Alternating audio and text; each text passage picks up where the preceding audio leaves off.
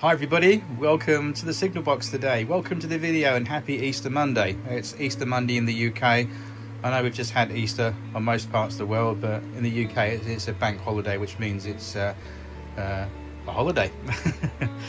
Not going anywhere, but just staying at home and playing with some trains. Actually, I've been doing some modelling, a lot of modelling this morning. I actually got the layout here before you set up around about 10 past 10 this morning, and it's now what time is it now? It's 10 past 1 or just after 10 past 1 in the afternoon. So I've been spending a couple of hours on this, doing quite a few little jobs, and I'll show you that in a minute. Anyway, don't forget to hit the old good like and subscribe, and we'll crack on with today's video. So let's talk you through what I've been doing this morning. So if we come down here to the children's play park, which the fencing, which we saw last time, is now in situ, and I think that looks quite good. I know that it's a little bit overgrown in there, but I want it to be like that. That looks quite nice. I say, it reminds me of Sidmouth Gardens Park, which was opposite the Coronation Gardens in Leighton, East London, where I grew up as a kid, and that's what is my childhood memory. So yeah, that fencing looks really good, doesn't it? I think that looks quite good. Definitely looks the business. I'm very pleased with that. And I put a little bit coming down here, just to the end where the baseboard finishes. Don't ignore these wires here, my headboard of my bed. But if we come over here in this shot, yeah, might be able to see a bit better. I've just put some sort of there. And I've also put, there we go, I've put some there as well to marry up with that bridge, girder bridge support there. So that takes the bareness away of there. And like I said, just hiding underneath that tree. I know you can't see it too well, but I know it's there. And if it's there, that makes me happy. Right, over here, let's come this way. The Brahms and List Brewery has now got some fencing over there, which I think looks much nicer. And it goes all the way round there. We've got a bit up to the level crossing as well, which makes it look better, and also stops people wandering onto the railway as per its job. And then the front there and the other side, and it actually goes all the way around the side of the brewery building, so it keeps that separate. I'll just come around here. As you can see,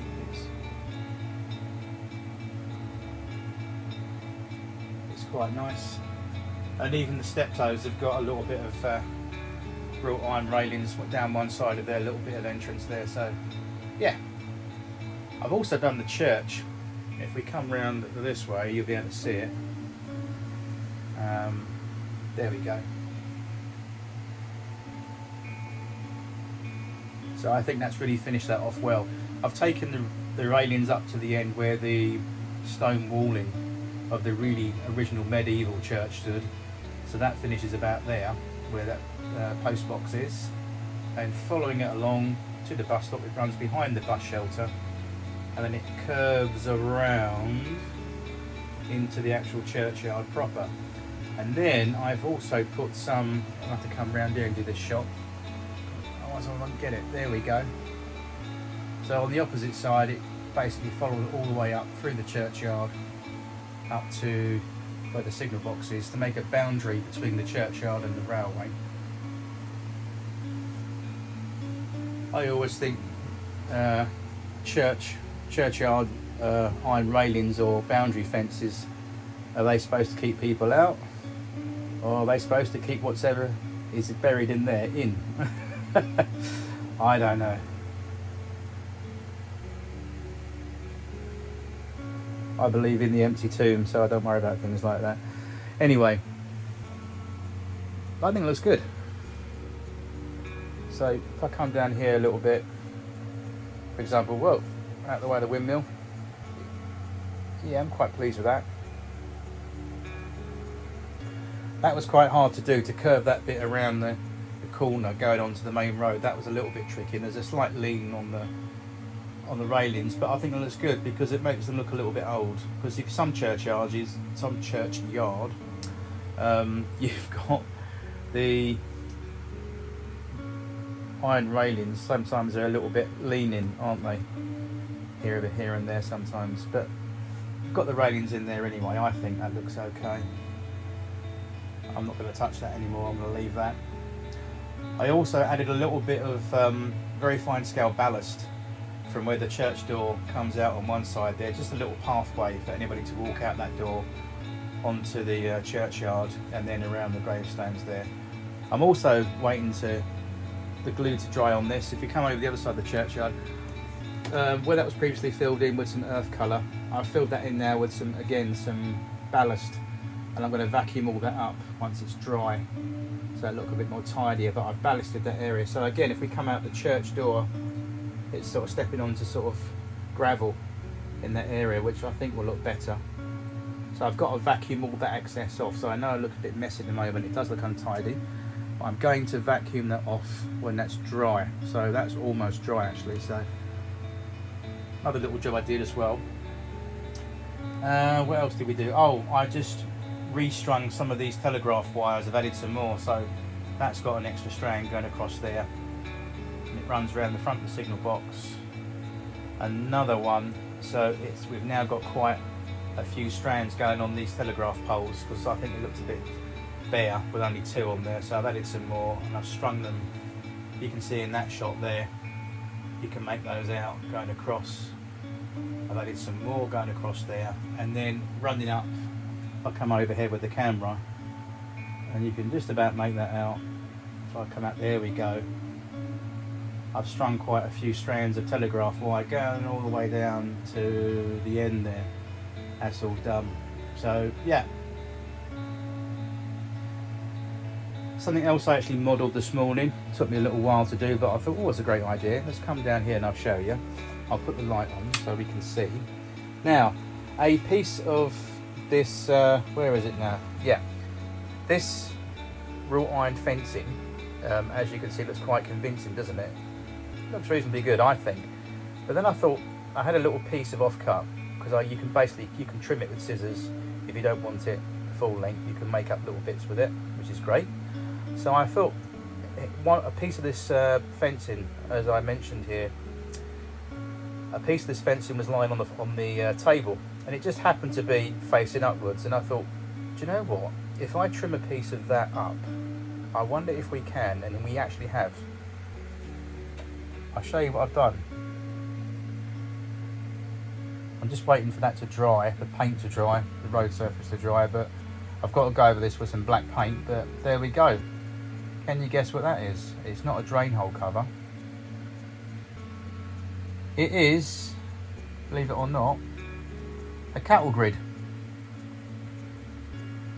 So again, I've got to wait for this to dry properly, and then I'm going to come in with some matte black and just go over that a little bit more, I think. That's sand underneath, you can see, because what I've done basically, I've glued some sand up to the height of the piece of fencing on its flat face to create a level with the road surface. And I know it looks a little bit crappy, but I'm going to tidy that up a little bit better, and I'm going to address that with some more paints and bits and pieces so it looks a little bit more presentable. But yeah, the basic idea there is a cattle grid, and you'd have that on a street or something like that to stop the cattle obviously come oofing down the road and start chewing on your front lawn. It's funny because where I grew up in East London, back in the 1980s, the farmers used to own, I think it was part of the Corporation of London, something to do with the usage of land back in the day, but the Corporation of London still owned a piece of land through Epping Forest all the way through to through the borough of Leighton, well, not borough, but the Waltham Forest borough is what I'm trying to say. I don't live there anymore, but what I'm trying to say in this little dialogue narrative is that when I was a kid, back in the 80s, we used to have the cows roam Wanstead Flats, and they used to sometimes make their way onto the main high road, and it'd be quite a sight to be travelling on the upstairs bit of a bus there'd be cows hoofing all the way down Leytonstone High Road and in people's front gardens, and they cause quite a nuisance sometimes. They stopped all that now. I think it was because of that. But yeah, there's a cattle grid there to protect the old residents from the moo cows coming down the road and chewing on their plants. So I've got to paint that up, so that will look a bit better once I've painted that with some matte black, I think, and we've put a little bit more bits and pieces around that. But yeah, there we go. So that's basically what I've been doing scenic wise so far. I've spent a good couple of hours this morning on various bits and pieces. Oh yes, that's right, the doctor's surgery, Peter Ingles, Mr. Ingles surgery, has now received a proper wrought iron railings around the front there. I've got rid of that bit of old green stuff that was on the front there. I've done it properly. I've also carried it round all the way round the edge up to the side of the house and neatly fenced that off in there like that, so that looks much better, I think. Yeah, so that is that. But I'm very pleased with the Brahms and List Brewery Company, because that needed some fencing on the front to make it look proper. And also there was an area between the level crossing there which was very open, and obviously people could wander onto the railway line, and that's not good at all. So we've managed to seclude that off as best as, and then that bit there we've left open because the brewery obviously need access to the good siding to load up their casks and their barrels of booze and put it on the train and send it off to some happy customer. Anyway, I'll crack on in a minute with running some trains. And speaking of running some trains today, I just want to show you this. This is Seagull. It's a Hornby A4 Pacific loco. It's the old tender drive model. In actual fact, it's the one that I showed you in the video the other day. The video I did of adding a connection wire between the drawbar pin directly to the motor, because this thing was so erratic. And then someone said to me on the comments box in the video previously about it, oh, you need to clean out the axle holes and you'll get much better running because it's a live chassis. I haven't tried that yet, but my only gripe with that is you need at least a little bit of lubrication in those axle slots, because you've got bare metal running on bare metal otherwise, and you won't have any lubrication, which will cause a little bit of wear and tear, and also it will get very stiff and dry. So I don't know, but I'll show you what so far with the wire connected to the tender, what it does. Okay.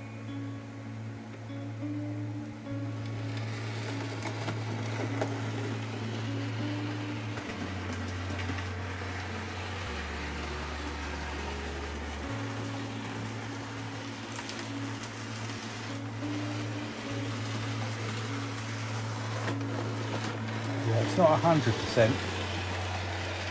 I'm still not happy with it. And like I said, I might try and do what this gentleman suggested. I'll clean out all the axle holes and the axles. I don't see what that's going to do personally.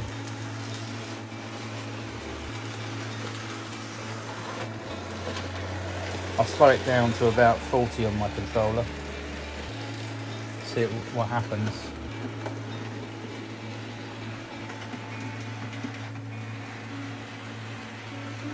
And believe you and me, my track is clean. I actually hand buffed it this morning, and I've got an electronic track cleaner. So for some reason, it's got to be, yeah, see, there you go, see? It's the chassis. If we stop it on the bridge and we put it in reverse,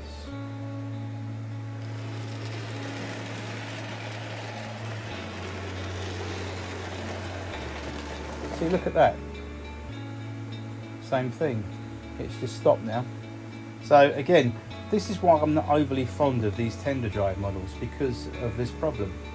Now, wouldn't you think that when Hornby manufactured and designed these things, especially with having plastic gaps in the point work, which is the frog or the nose of the crossing, they have to be insulated because they are insel frogs, as their name suggests. That bit of plastic provides an electrical insulation between one side of the point and the other bit over there. Otherwise, if they were connected up electrically, you get a short. So that's what they do. But there's plenty of power going through my track. My track is good. And my track cleaner, which is down here, that's perfectly fine. So no, it's this thing here, it's just really not really 100% perfect. So what I'm going to do with this, I'm going to at some point this week, if I don't do it this week I'll do it the next, but I'll get round to actually stripping this down properly and see if I can't temporarily remove the wheel set from the frame and get some lighter fluid and some cotton buds or a pipe cleaner and just clean out all the axle holes and see if that improves it. I'm 99% sure that won't do anything. It's just the nature of these things. They're quite a nice model, but unfortunately they are extremely unreliable, whereas the modern stuff, you've got more pickups, the motors in the loco, and you've got pickups on the tender and the loco, so you get for a better, sweeter running model. But anyway, I just want to show you how it runs with that bit of wire connected up to the pin, and that really is that. I mean, I'll give it another boost, see what happens. Now I'm running that tender first.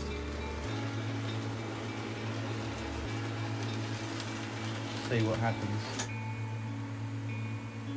It's just hit a telegraph pole. Right, apologies for that little mishap, but yeah, this is really something I need to tinker with, because like I said, I've soldered that wire to the pin, and someone said, oh, your pin's at the wrong angle, they should be bent a different way so they're making contact with the pin so it's tight. Well, to that person who made that comment, I'm sure you're right, but this has hardly been run. When I bought it off eBay, it was in this condition, and the pin and the two copper bits underneath there made a very, very tight fit. So there wasn't no sloppiness or overplay in that connection. What I think it was, it's either that pin needed the extra bit of wire there to go to the motor, or, like as the gentleman said in his comment further, that you have to take these wheels out and clean all the axles and the holes out. And apparently, according to his models, he gets very good running out of that. Well, I'm not calling the person a liar, but I'll be very doubtful if I can get anything better out of this loco, even if I clean the axles out with the Gumpf, because you need oil, obviously, to lubricate everything, because you've got metal on metal, obviously for ease of running and lubrication, just like a real steam engine, you know, you need that. So it's an interesting little idea, but I'm going to give it a go, and if that don't work, well, I don't know, we shall see. But anyway, enough of the Seagull. We're not here to talk about seagulls today, we're here to talk about my railway and what's running next. So grab yourself a cup of tea or coffee, I'll be back in a moment. Okay folks, have a look at this coming round the railway in a moment. This is the little Daypol stroke Airfix build 14XX auto tank locomotive with the traction tyre removed from the centre wheel, centre driving wheel replaced with a standard lead driving wheel. So we've got pickups on all 6 wheels. Look at this. And I've got it on Brake Simulator running on DC. Look at this.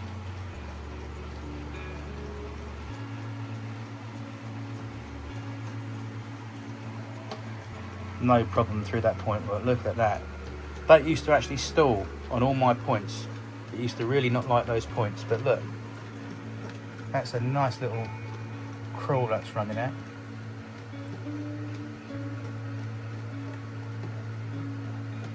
And if I can't get nothing out of that A4 Seagull, this is definitely a winner. I'm so chuffed about this. Excuse the pun, I am. It really is turning into quite a sweet running loco. Look at that.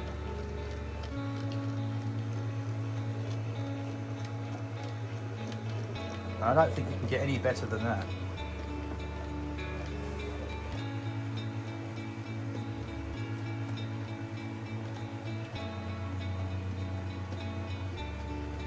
That's really, really nice. Very pleased with that. And I've got my, obviously, points set for the loop. So it's running on the inner loop of my railway. So it's going across those points at crawl, no problem. There it comes out the tunnel.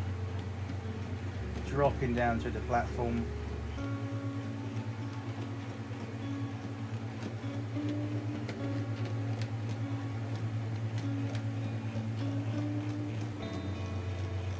at that. Really, really, really sweet.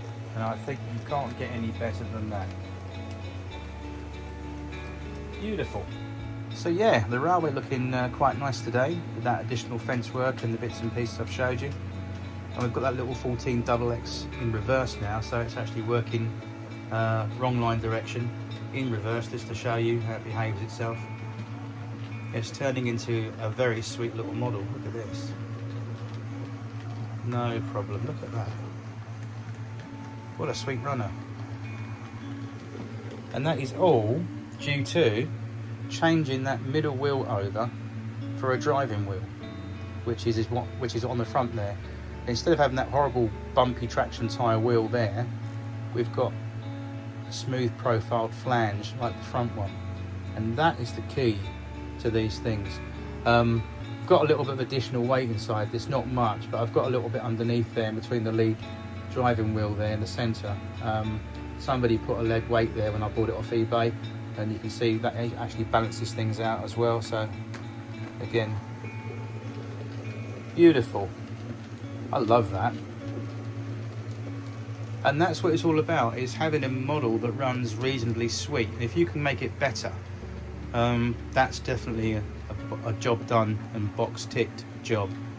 And it wasn't even hard to do. So if you've got one of these at home and it's a little bit erratic, as I discussed in my previous video about these things, you might want to consider swapping that middle wheel for a single lead wheel in its place. Very simple to do.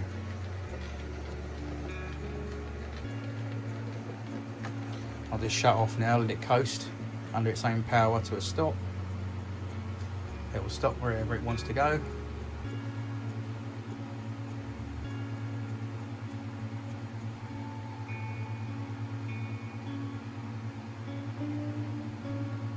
Okay, let's get on with running something next. Oh dear, what's happened over here? Oh, Hawkins is at it again. You can't leave it alone, can you? Eh? You cannot leave it alone, Mr. Hawkins. You have to have those tip-filled Thunderbolt flashbacks all the time, and you're just as bad as well. It's Perry, you pack it in. It's Easter Monday. Okay, I actually forgot something to show you before I actually get the next train running on the railway today. I forgot to show you another piece of scenery that I did with some of the fencing that I showed you earlier. How about this? I've put some fencing along the canal there, so that looks much nicer, I think. And then what I'm going to do, I'll probably get some, like I said, some, oh, it's gone out of my mind, that's it, Woodland Scenic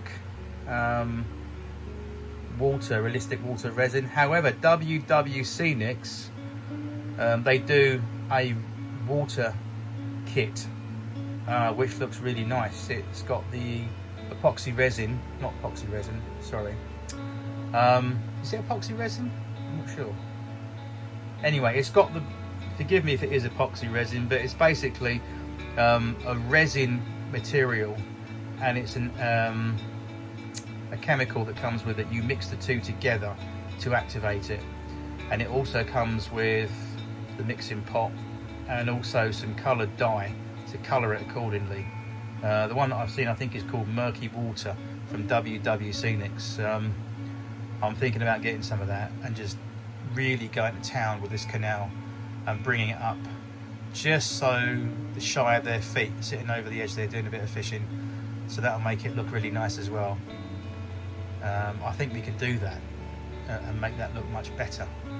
So yeah, there we go. But yeah, doesn't that look better with that those real iron railings? Look, typical canal sort of railings along there. Brilliant. Okay, now we'll run some more trains, so bear with me. Okay, coming along the main line now is a train of epic proportions. It's a Hornby die-cast Super Detail 9F with flickering firebox. Calling that Permanent Way bank holiday train from the possession, no doubt. It's left the possession, loaded up with rail and sleepers, a breakdown crane, a tool van, the Stratford breakdown riding coach, and the Shenfield Shark on the back.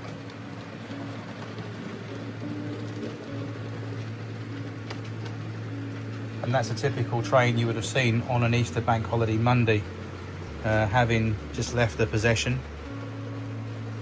And obviously during the Easter weekend, loads of possessions going on, and that's making very, very light work of that train. It's very, very powerful, smooth running, very quiet chassis. I'm probably one of the finest, if not the finest, 9F RTR there is available to buy today.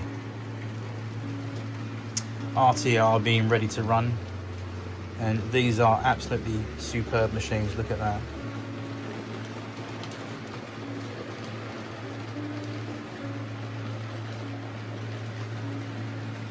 And my Hornby 9F is the one that's fitted with Westinghouse pumps that were specifically designed for the iron ore trains, the Tyne Dock trains up north. They had special iron hoppers that were air operated to open and close the hopper doors, and that was all done through the Westinghouse pump on the loco. But that's a superb machine, isn't it? That's lovely. And there she goes with that permanent way train.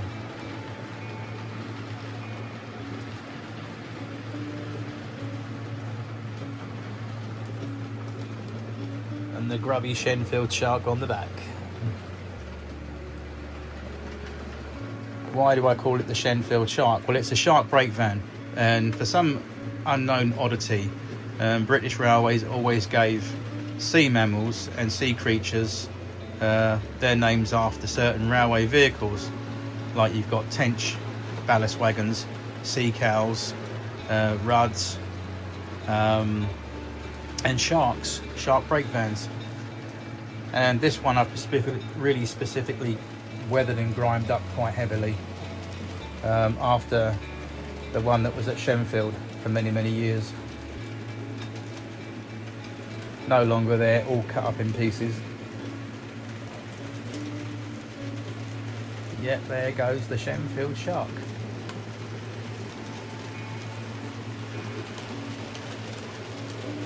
There's matey over there waiting for his next pickup. You've got a long wait, my friend. It's Bank Holiday Monday. There's absolutely nothing in the shed at the moment on shed. It's empty.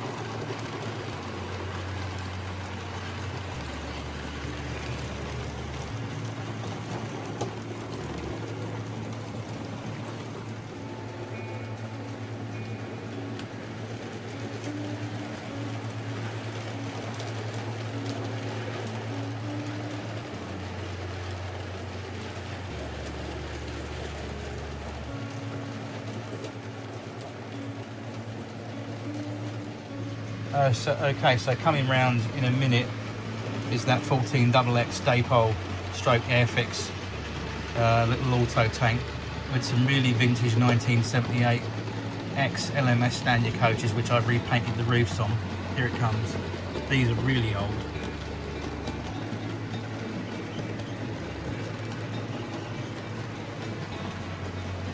They've got the original old Silver Seal Hornby wheels on them, which are just about hanging on their last legs.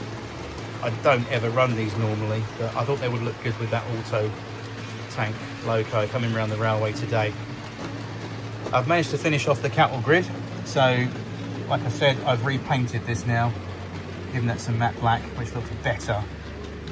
And I've just got to put some scenic material around the sides there, a little bit of flowers and grass maybe, just on the side bits. But it'll stop the old cows going down the avenue there and chomping away on people's front gardens. And oh, spoke too soon. Well, at least it'll keep Daisy away from the avenue there. All the posh people will complain otherwise. Yeah.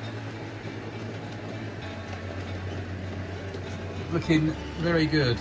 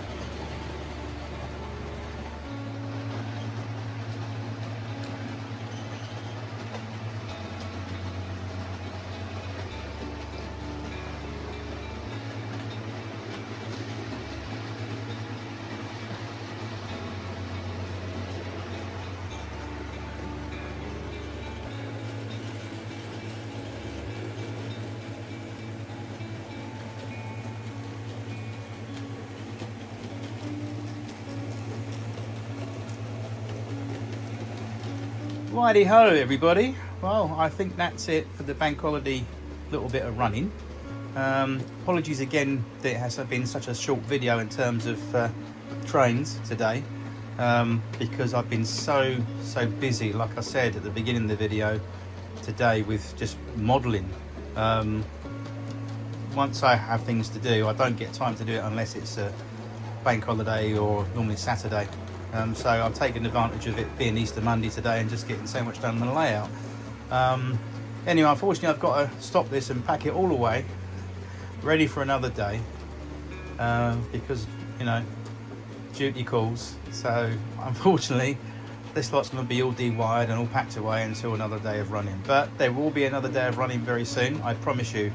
And in the meantime, I do hope you've enjoyed today's video, and hope you've enjoyed all my hard work that I've done.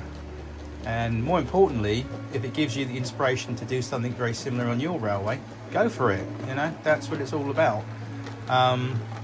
Just a quick little off-the-cuff comment or statement, if you like. There's a lot of what you call these, I think the modern term, which is really cringy, is the word influencer. I am a model railway YouTuber, I am, but I am not a model railway influencer. Unlike certain channels or certain individuals, I don't overplay it. I am a railway enthusiast, if that's what you want to call me. I do enjoy modelling miniature railways, but I am very much passionate about the full-size things. Having worked on the full-size train set, my interest lies in both railways in general, not just model form. Modelling railways is something I just enjoy, but my general overall interest in railways is what really typically describes me. And I'd be much on the home on a full-size steam loco footplate, just so I was sitting down here and fiddling around and making things. But I'm certainly not one of those typical YouTubers that you see these days on so many YouTube channels that just, it's, to me, it's this idea of railway modelling in our community is all about inspiring other people, not to the point of showing off about, look what I've done, blah, blah, blah, look what I've got, blah, blah, blah. It's about saying, well, you might have something small or you're starting out in the hobby, but if what I do inspires you to do something of your own and gives you that inspiration and that drive, and that help, that's what I'd like to do. I like to inspire people and also to help people. It's not all about me or look how great my layout is, because my layout isn't fantastic. It's only a small little thing. You might think it's good, and yes, it is a half decent layout that I'm building or have built so far. There's miles better than mine out there, but I don't look at it like that. I look at it out there that I enjoy running my trains. If it gives you some inspiration for your own projects, or if I can do something that gives you some help or some ideas or tips, that's what we're all about, is hopefully trying to help each other in the hobby. Anyway, having said that, I'm going to disappear now and I'm gonna stop this and take it all down. It's crazy, it really is. I've only had it up a few hours, this layout. I've only set it up for a few hours today, and that's it. But there we go, the joys of having a model railway. One day hopefully I'll have another place to live, and there'll be room for the layout being permanently set up. You never know.